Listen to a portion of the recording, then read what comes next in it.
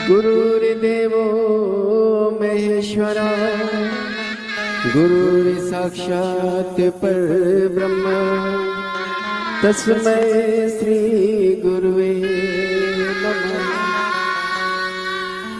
गुरुदेव मुझको तुम देना सहारा, गुरुदेव मुझको तुम देना सहारा, कहीं छूट जाए ना दामन तुम्हारा, कहीं छूट जाए ना दामन तुम्हारा। गुरुदेव मुझको तुम देना सहारा, कहीं छूट जाए ना दामन तुम्हारा।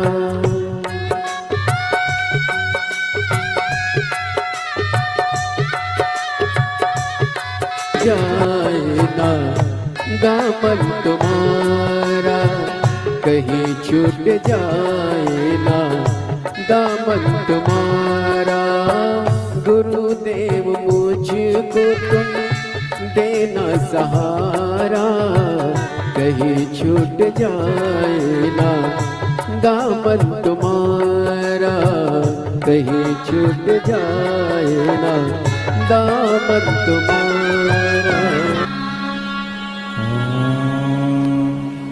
नमः शिवाय,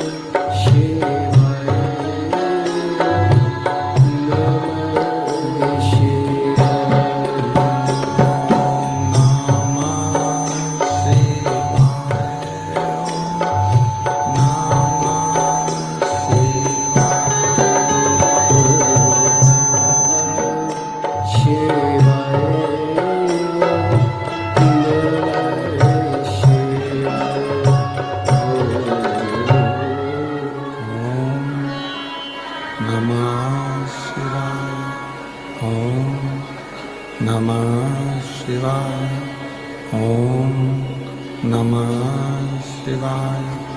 विश्वनाथ भगवान की जय, महाकालेश्वर भगवान की जय, ओमकारेश्वर भगवान की जय, वरेश्वर महादेव की जय, प्रयागराज भगवान की जय।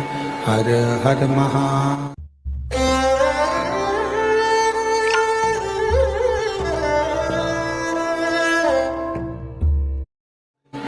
हर हर महादेव, हर हर महादेव हर।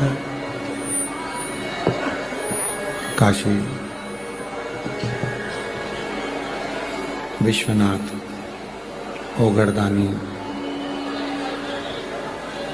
त्रिकालदर्शी कैलाशी अविनाशी भगवान देव, भगवान शिव, जिनकी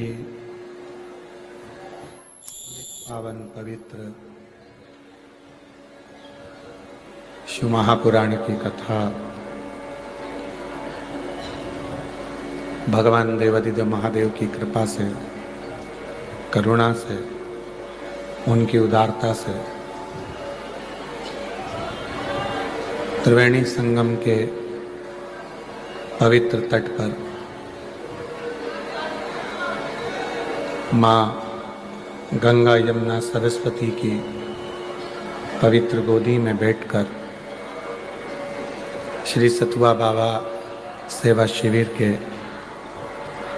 इस पवित्र पावन प्रांगण में, इस संपूर्ण सागर में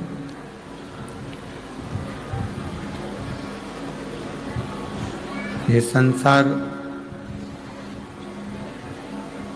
खुशियां और दुख, सुख और दुख के दो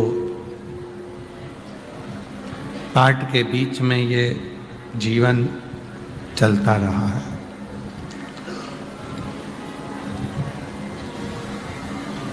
किसी को सुख का घाट मिल जाता है कि तो किसी को दुख का घाट मिल जाता है। और ऐसा नहीं है कि एक ही घाट पर हमेशा टिके रहना। जो सुख के घाट पर है, एक दिन नौका पलट कर दुख के घाट पर जाती है, और जो दुख के घाट पर है तो एक दिन नौका पलट कर सुख के घाट पर जाती है।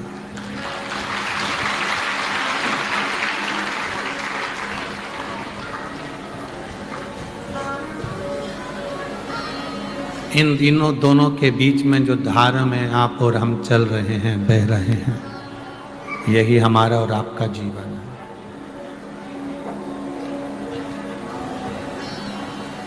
इसी को जिंदगी कही गई, इसको जीवन कहा गया।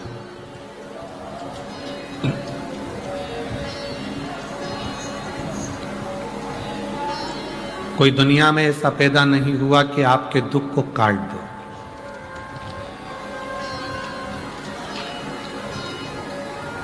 कोई कोई कहते हैं कि हमारे पास में ऐसे महाराज जी हैं जो हमारा दुख काट सकते हैं। तो मेरे भगवान राम जी के पास में तुम्हारे महाराज जी से भी बड़े महाराज जी थे। मेरे भगवान कृष्ण के पास में उनसे भी बड़े महाराज जी का आनंद था।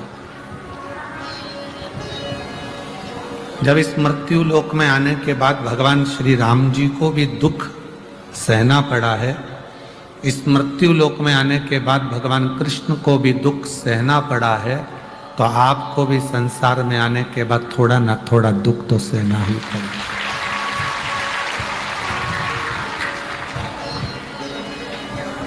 दुख काटने की सामर्थ्यता केवल एक में है, और वो है तुम्हारा भजन, तुम्हारा मंत्र जाप, तुम्हारा स्मरण, तुम्हारा एक लोटा जल जो भगवान को समर्पित कर रहे हो, वो तुम्हारे दुख को काट सकता है। इसके सिवाय किसी की सामर्थ्यता नहीं है कि कोई किसी के दुख को काट दे।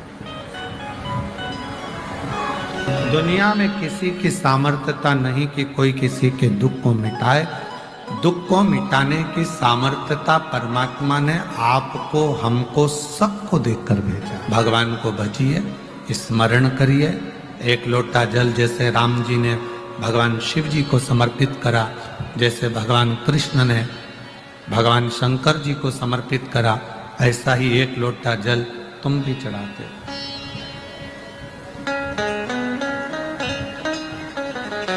आप भी भगवान की विरल भक्ति में डूबते जाओ, भजन में डूबते जाओ। जब संसार का मनुष्य अपनी जिंदगी का सारा भार परमात्मा पर सौंप देता है, तो मनुष्य, बच्चे को देखा है, छोटा सा बच्चा ऊपर उछालो तो हंसता है, क्योंकि उस बच्चे को मालूम है कि मुझे झेलने वाला नीचे खड़ा है। उस बच्चे, बाबा जी एक बात कहना था।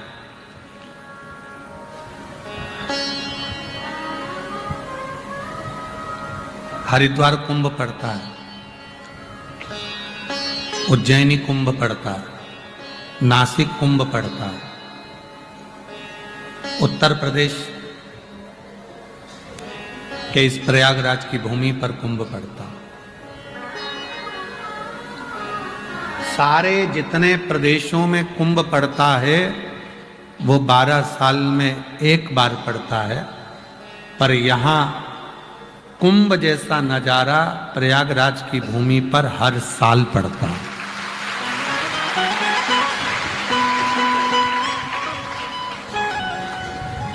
और शायद बाबा जी कि इस प्रयागराज के मेले को हर साल उन्होंने धीरे धीरे कर कर उस परिधि पर लाकर छोड़ा है कि जैसे बड़े बड़े शहरों में अन्य अन्य जगह पर जो कुंभ होते हैं वैसे कुंभ का नजारा इस प्रयागराज की भूमि पर हर साल हो रहा है, प्रत्येक वर्ष।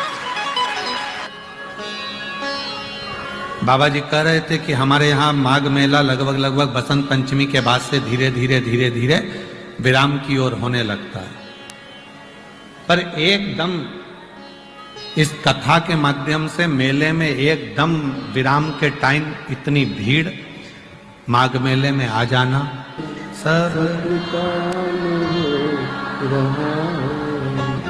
एक शिव रूपी कोई शंकर का भक्त ही ऐसा हो सकता है जो शंकर की इस पवित्र आनंदमय भूमि में इस प्रयागराज की धरा को पुनः आनंद के साथ में जनमानस तक उसके हृदय में बिठा सकता है।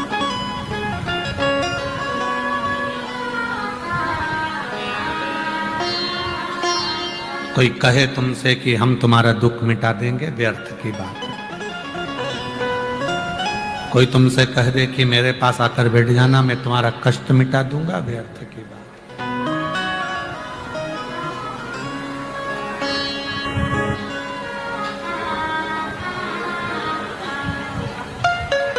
कई लोग कहते हैं गुरुजी हमारे इनकी तबीयत खराब है, थोड़ा हाथ रख दीजिए।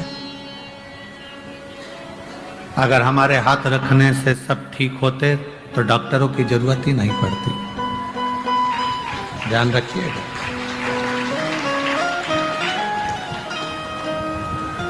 हाथ रखने से नहीं, आपकी बुद्धि में जब आपने शिव महापुराण की कथा को श्रवण कर लिया और आपने उस कथा को सुनने के बाद जब भगवान पर भरोसा कर लिया और भरोसा करने के बाद जब आप शिव जी को एक लोटा जल चढ़ाने लगे और वो जल लाकर जब आप अपने पति को या बीमार व्यक्ति को पिलाने लगे तो उसको मेरा भोले बाबा आपके भरोसे से ठीक करना प्रारंभ कर देगा।